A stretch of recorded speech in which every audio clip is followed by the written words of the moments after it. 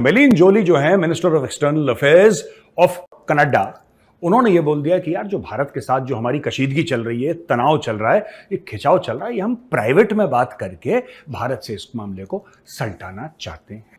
आप गोरे हैं, western world के हैं, G7 के मेंबर हैं, अपने घर पे होंगे। यहां पे आपकी एक नहीं चलेगी, ना कोई चलने देगा। भारत एक कामयाब मुल्क है कि भारत ने कनाडा को मिट्टी में, रेत में उनका सिर दे रखा है और सिर्फ घसीट रहे हैं उनको, और हमने वीजा सर्विसेज सस्पेंड कर दी। वो उनकी हिम्मत नहीं है कि इंडिया की वीजा सर्विस वो सस्पेंड कर। हेलो दोस्तों, आप सभी का बहुत बहुत स्वागत है मेरे इस चैनल में। आशा करता हूं कि आप सब बिल्कुल अच्छे होंगे। तो वीडियो में आगे बढ़ते हैं। अपना कीमती समय देने के लिए आपका बहुत बहुत धन्यवाद। आशा करता हूं कि आपको वीडियो अच्छा लगेगा। आपसे रिक्वेस्ट है कि जितना हो सके इस वीडियो को लाइक और शेयर करें, और हम लगे हुए हैं। और कनाडा, उन्होंने ये बोल दिया कि यार जो भारत के साथ जो हमारी कशीदगी चल रही है, तनाव चल रहा है, ये खिंचाव चल रहा है, ये हम प्राइवेट में बात करके भारत से इस मामले को सल्टाना चाहते हैं। यही सलाह आप भारत को न देके अपने माननीय प्रधानमंत्री श्री जस्टिन ट्रूडो जी को देते कि जब आपने भारत के ऊपर इतना संगीन इल्जाम लगाया, और वो भी अपने पार्लियामेंट में खड़े होकर लगाया, तब आपने उनको ये नहीं बोला कि ये भारत से बात प्राइवेटली कर लो। आपने शुरू करा था सिलसिला। This was started by Canada. आपने शुरू करा। हम ये, आपको क्या लगा? भारत एक कामयाब मुल्क है कि भारत ने कनाडा को मिट्टी में, रेत में उनका सिर दे रखा है और सिर्फ घसीट रहे हैं उनको, और हमने वीजा सर्विसेज सस्पेंड कर दी। वो उनकी हिम्मत नहीं है कि इंडिया की वीजा सर्विस वो सस्पेंड कर। आप गोरे हैं, वेस्टर्न वर्ल्ड के हैं, G7 के मेंबर हैं, तो भारत को आंखें दिखाएंगे। भारत बोलेगा यार आज बड़ा डर लग रहा है कनाडा से। आपको क्या लग रहा था ये होगा?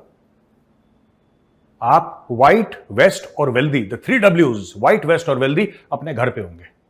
यहां पे आपकी एक नहीं चलेगी, ना कोई चलने देगा। सबसे पहले यह बात छोड़िए कि भारत से हम प्राइवेट में बात करना चाहते हैं। क्यों प्राइवेट में बात करना चाहते हैं? क्योंकि भारत ने 41 जो डिप्लोमैट्स हैं कनाडा के, उनको बोला है कि भाई साहब 10 अक्टूबर से पहले बोरिया बिस्तर लो और कटो यहां से, भागो खालिस्तान। तुम खालिस्तान का मतलब कनाडा, भागो खालिस्तान यहां से। तो तब उन्होंने बोला आपस में बातचीत कर लेते हैं, कोने में चल के बात कर लेते हैं, ये तो घर की बात है, आपस में बात कर लेते हैं। सबके सामने ये बातचीत करने की क्या जरूरत है? तो यार यही चीज मैं बोलना चाहता हूं कनाडा को। अब बात तुम्हारे हाथ से निकल गई है। ये जो अब तुम्हें तमीज है ना, अब तुम तमीज की बात कर रहे हो, अब तुम बात कर रहे हो फ्रेंडशिप की बात कर रहे हो, ये सब चीजें तुम्हें पहले सोचनी चाहिए थी। अब तो चिड़िया चुग गई। बिल्कुल 40% जो दुनिया से स्टूडेंट्स आते हैं कनाडा में, वो भारत के होते हैं। बहुत बड़ी इंडस्ट्री है। वो जो कोर्सेज हैं, जो कोर्स फीस है, वो एक कैनेडियन के मुकाबले 5 गुना, 8 गुना, 10 गुना पैसे चार्ज करते हैं। ज्यादा दे रहे। 50-50 लाख भारतीय रुपया। आपका तो 1.5 करोड़ हो गया। 1.5 करोड़, हमारा बल्कि 1.5 से भी ज्यादा बनता है इस वक्त। थोड़ा ज्यादा ही हो गया जी। वो खर्च के यहां से बच्चे जाते हैं। वो बंद ही नहीं कर सकते वीजा। कर लो बंद, आपको और घसीटेंगे उसके बाद। अगला कुछ और तैयार है।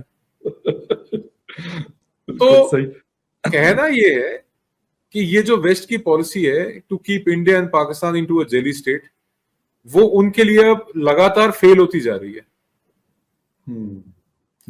इंडिया पूरी दुनिया के अंदर अकेला ऐसा मुल्क है जिसकी तरफ वेस्ट के जो मुल्क हैं वो देखते हैं। भारत क्वाड का हिस्सा है, भारत G20 का हिस्सा है।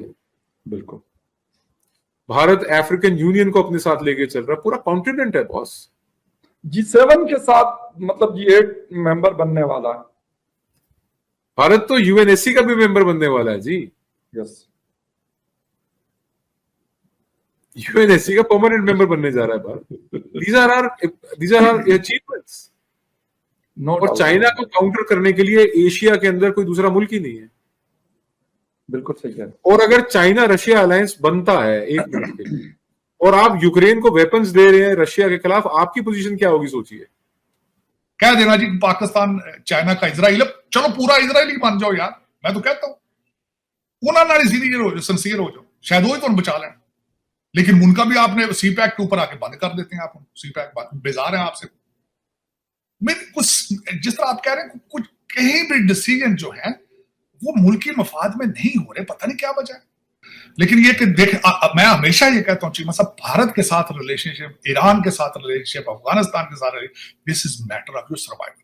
लेकिन वो फिर सोचें दादा, सोचें, बयान देने से तो नहीं आता ना कि हिंदू मजहब पाकिस्तान से शुरू है, लेकिन उनके साथ भाईचारे का हाथ भी तो बढ़ाओ ना। उस साइड पे, दूसरी साइड पे जाओ तो सही, सिंसेरिटी शो करो, बेबी स्टेप्स लो उसमें।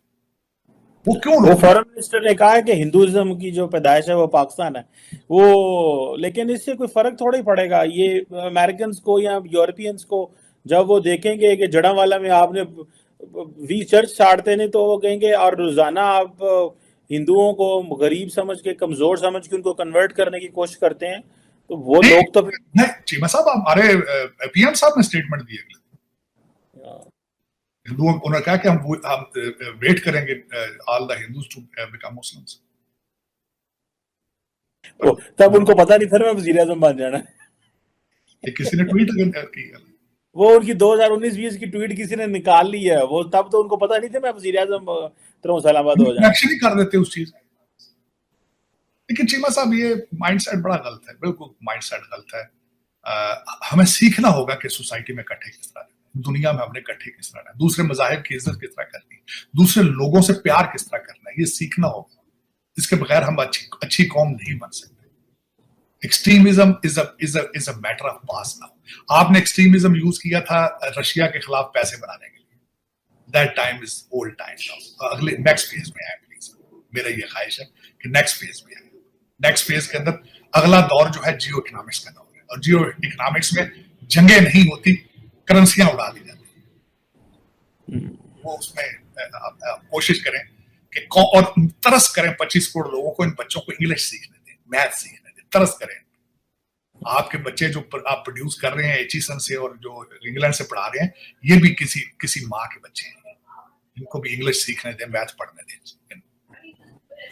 ऐसा ही है, बिल्कुल सही कह रहे हैं तार साहब, ये भी मैथ और इंग्लिश पढ़ें। बिल्कुल, आप बार बार पाकिस्तानी यूथ को ये एडवाइस करते हैं कि मैथ और इंग्लिश पढ़ें ताकि इंटरनेशनल कम्युनिटी में आपका मुकाम हो, और हम भी दुनिया जो तरक्की कर रही है हमारा भी इसमें कोई किरदार हो, और हम सिर्फ एक बाय स्टैंडर के तौर पे अपना रोल अदा ना करें। पाकिस्तान में क्या है कि मेरे ख्याल अनवारुल हक काकड़ है इनका नाम, तो काकड़ साहब का जिम्मा क्या है? काकड़ साहब का जिम्मा है कि आप केयरटेकर प्राइम मिनिस्टर हैं, आप तैयारी कीजिए, इलेक्शन करवाइए, और एक फ्री एंड फेयर इलेक्शन हो पाकिस्तान में जमहूरियत के कायदे से, जिसके अंदर जो भी ज्यादा सीटें लेके आए, और जैसी जमहूरियत होती है भारत में भी हुआ, भारत में बल्कि 30 साल 3 दहाकों तक ऐसा चलता रहा कि एक कोएलिशन गवर्नमेंट आई, और उस 30 साल के वक्फे में भारत दुनिया के पटल पे कमजोर हुआ।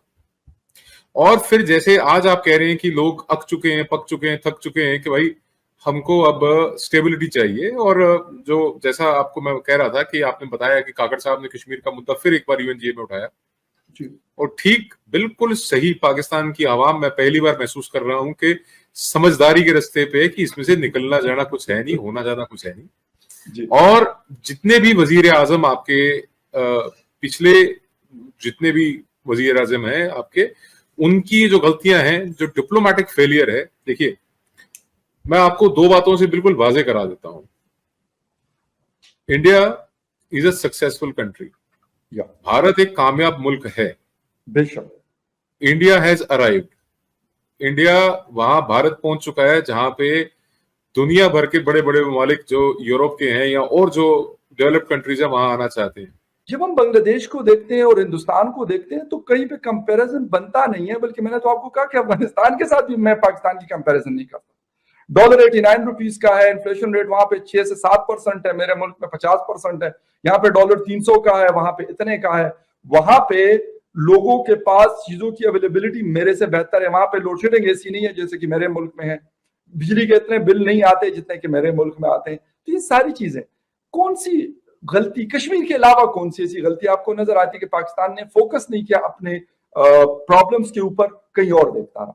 जब आप एक शैतान को अपने मुल्क में पैदा करते हैं, उसको आप बढ़ाते हैं कि वो ये दूसरे को मारेगा, आप भूल जाते हैं वो आपको भी मार सकता है। बेशक, बिल्कुल। जब आप पॉलिटिकली किसी को डिफीट नहीं कर सकते तो आप उस प्रधानमंत्री को सूली पे टांग देते हैं, ये आपका इतिहास है। बेशक।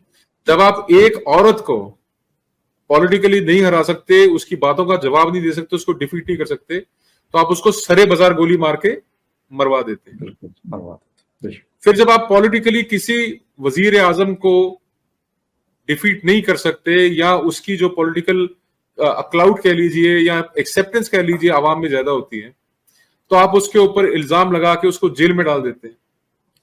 फिर एक दूसरे मुल्क के सदर को या उसके सुल्तान को बीच में आना पड़ता है कि साहब ये आप इसको भेज दीजिए, निकाल दीजिए। जिस मुल्क का प्राइम मिनिस्टर दूसरे मुल्क में जाके असाइलम लेके रह रहा हो,